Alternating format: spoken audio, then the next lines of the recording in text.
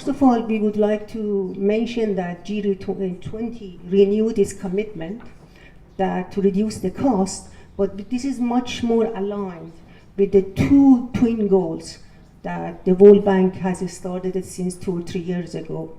That means ending extreme poverty and promoting shared prosperity.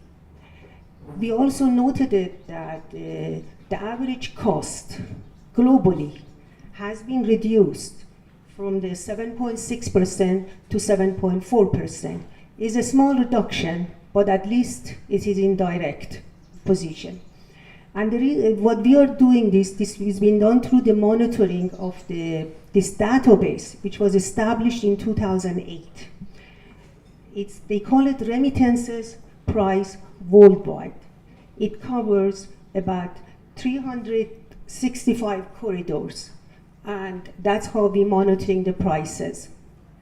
The other thing that we noticed when we reviewed the records since 2008, and as has been mentioned by previous speakers, the South Africa and the SADC corridor is the most expensive one. So we are focusing heavily on that area. And we are working with the South Africa, Lesotho, Botswana, and the rest of the countries in SADC. And we are working on the financial infrastructure. In 2007, the World Bank and a group of central banks, they came with the international remittances general principles. There are 5 of them. And we're using the general principle for assessment of the remittances market and payment system. And the most completed one has been listed in the PowerPoint presentation, which is as you see, is a global. And we are not only focusing in Africa or sub-Saharan Africa. And the other one is, we are also focusing on the implementation. So we are going beyond the assessment. What's happened in September 2016, G20 met in China, and they reconfirmed their commitment to remittances agenda, which to reduce the transaction cost of the migrant remittance to less than 3%, and main corridors, which they are focusing on they were higher than 5%. And the other issue that we are talking right now is a potential negative impact of risk reevaluation. We call it de-risking. This is becoming one of the main thematic area that we discussed, the World Bank Group discussed during the annual meeting that just completed it.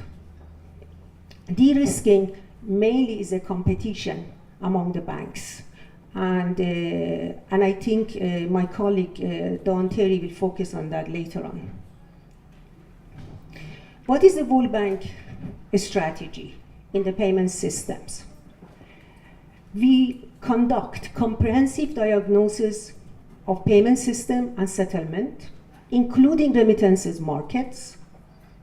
We help and provide support to design comprehensive reform of national payment systems. We again support, through the technical assistance, for implementing and modernizing central bank operated large value payment systems and security settlements.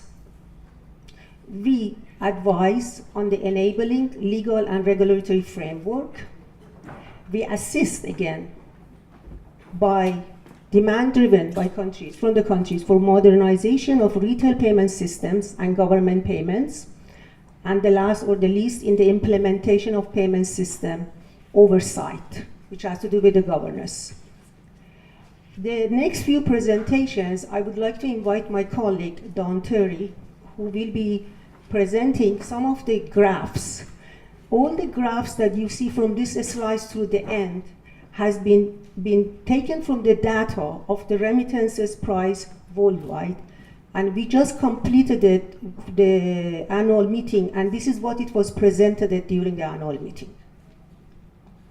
Very quickly, because you've already heard from me before. So this is what we've been talking about, obviously, for the past 10 years or so. This we think is important because a number of us have been talking for years and years about the efficacy of remittances going from account to account, meaning bank account to bank account.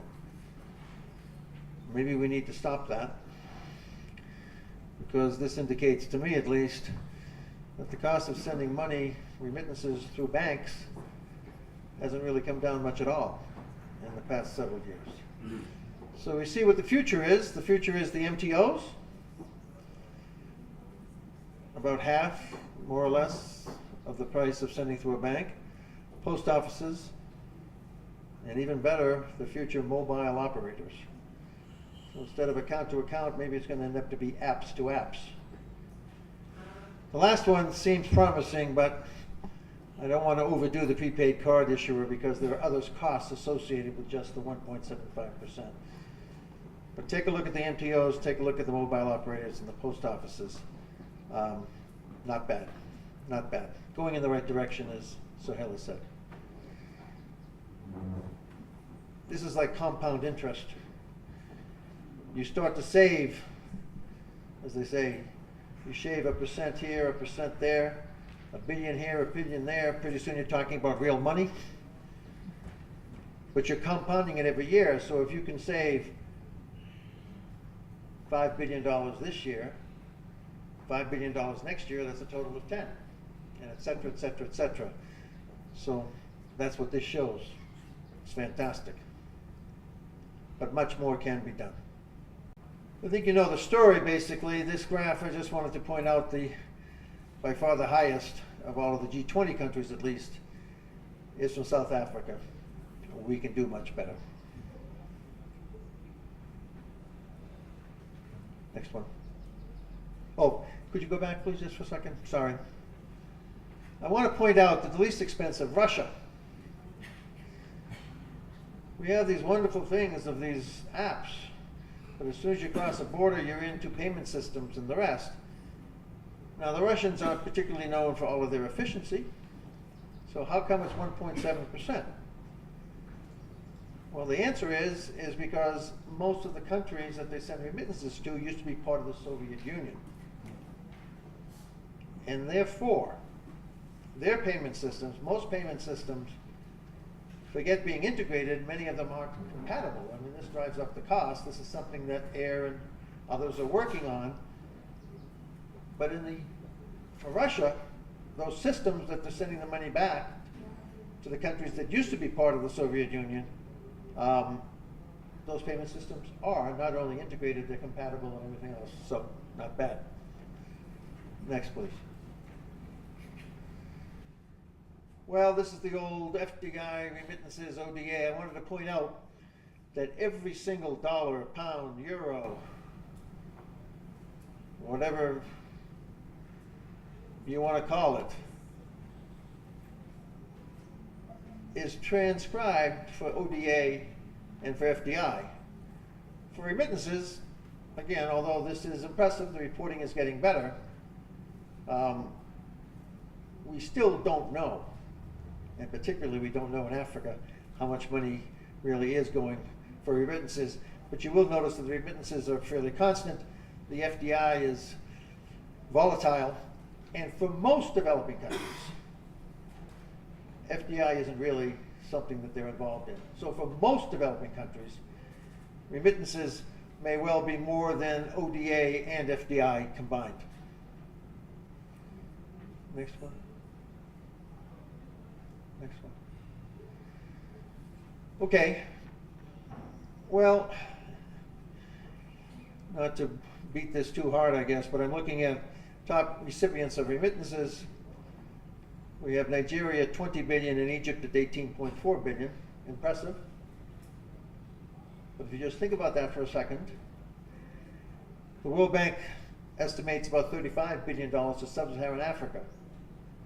Are you telling me that almost 60% of the remittances to sub-Saharan Africa are to Nigeria? No chance. So, the Nigerians are doing a very good job of reporting their remittances. But with the exception of a few other countries come to mind, Ethiopia, Kenya, Senegal, and I'm sure a few others. But for the most part, and this is again where AIR comes in, that number needs to go up for the other countries. so that Nigeria isn't 20 billion out of 35 billion.